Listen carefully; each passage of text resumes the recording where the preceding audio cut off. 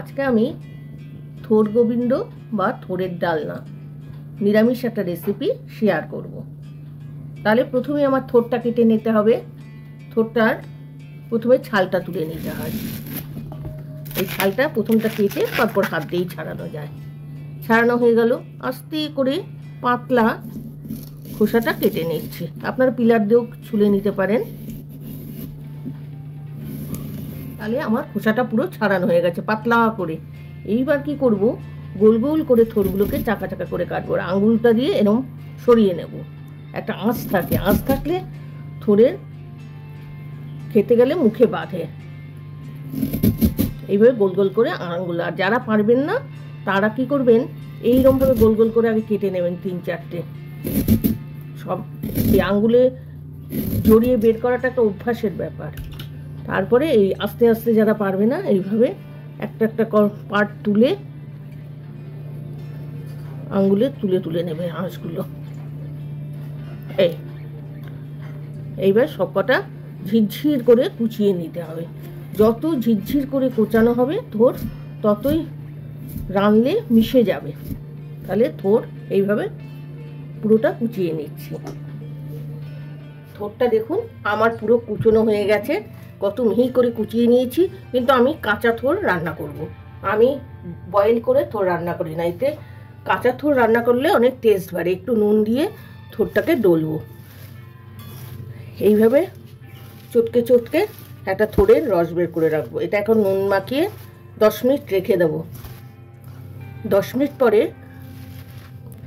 থোরটা অনেক নরম হয়ে গেছে। এইভাবে এবার চটকে চটকে জল বের করে নেব। থোর দেখেছেন কতটা থোর ছিল, চটকে চটকে এতটা জল বের করেছি। জলটা আমি ফেলে দেব। এইভাবে চটকাতে চটকাতে দেখবেন অল্প একটু হয়ে যাবে থোরটা, আর নরম হয়ে যাবে। তারপরে রান্না করব। তাহলে থোরটা আমার পুরো চটকে দেখুন কতটুকু হয়ে গেছে। 1 গামলা থোর ছিল, চটকে চটকে জল ফেলে ফেলে অল্প হয়ে গেছে। কিন্তু পুরো শুকনো করবেন না, একটু জল রাখবেন, নাহলে থোর সিদ্ধ হতে একটা টাইম লাগে ভাপে। তা থোর গোবিন্দ, যেহেতু গোবিন্দভোগ চাল লাগবে। মশলাই লাগবে মৌরি, জিরে, আদা, গোলমরিচ, কাঁচা লঙ্কা। এই রান্নাটায় মৌরির ভাগটা বেশি হবে। যদি 2 চামচ মৌরি থাকে 1 চামচ জিরে হবে। আর গোলমরিচের ফ্লেভারটা এটাই বেশি রাখতে হয়। আর কাঁচা লঙ্কাটা ঝালটা অল্প রাখতে হয়, যেহেতু নিরামিষ রান্না। তাহলে আমি আরেকবার বলে দিচ্ছি, আদা, মৌরি, জিরে, গোলমরিচ, কাঁচা লঙ্কা একটা পেস্ট তৈরি করব।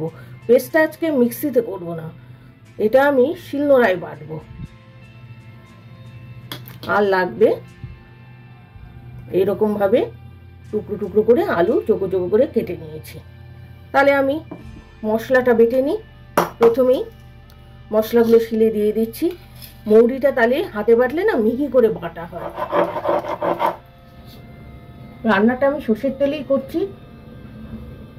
থোর গোবিন্দ করার জন্য আমি মৌরি ফোড়ন দিয়ে দিচ্ছি, আর 2টো তেজপাতা একটু ছিঁড়ে দিয়ে দেবো। এবার আলুগুলো একটু ভেজে নেব। আলুগুলো বেশি লাল করে ভাজতে হবে না। একটু নুন দিলাম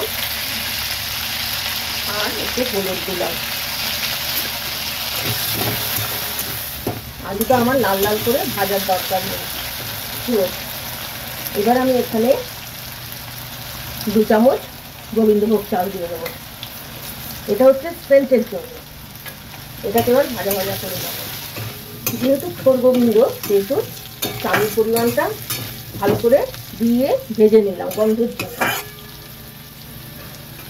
এবার এই যে মশলাটা শিলে বেটেছিলাম সেটা দিয়ে এটাকে এবার ভাজা ভাজা করে নেব। মশলাটা আমার ভাজা ভাজা করা হয়ে গেছে। দেখুন সাইডে তেল উঠে গেছে। এবার থোরটা দিয়ে দেবো। চটকে রেখেছিলাম যে থোরটা, সেটা দিয়ে পরিমাণ মতন হলুদ দেবো। নুনটা একটু কম দেবো, যেহেতু নুন দিয়ে থোরটা চটকেছি, পরে টেস্ট করে দেবো কতটা লাগবে। এখন অল্প করে একটু দিলাম, আমার পরিমাণ অনুযায়ী। এবার 1 চামচ চিনি দেবো। যেহেতু নিরামিষ পদ, একটু মিষ্টি মিষ্টি করতেই হবে আমাদের। ঢাকনা দিয়ে বারবার নেড়ে কষিয়ে নেব।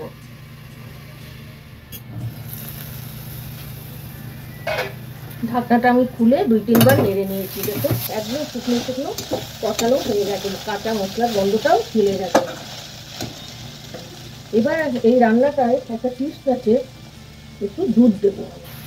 দুধ দিলে এর স্বাদ আরও বাড়বে।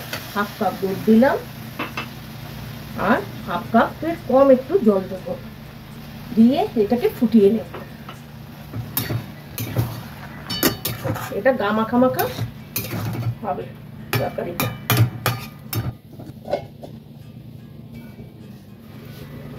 একবার নেড়ে দিয়েছি, নেড়ে দেখলাম নুন ঝাল মিষ্টি সব ঠিক আছে। এবার আমি রান্না আমার প্রায় কমপ্লিটই হয়ে গেছে। এবার 1 চামচ ঘি দিয়ে দিচ্ছি। এটা ঘি দিলে বেশ সুন্দর লাগে, 2 চামচ দিলাম। আর এখানে একটা ফিনিশিংয়ে আরেকটা জিনিস দেবো, এটা হচ্ছে গোবিন্দভোগ চালের শুকনো গুঁড়ো 2 চামচ দেবো। এতে বাঁধনও হবে, খেতে টেস্টও হবে, গন্ধ নেই। চালের গোবিন্দ আমার রেডি। আপনারাও বাড়িতে ট্রাই করবেন, এইভাবে করে কমেন্টসে জানাবেন।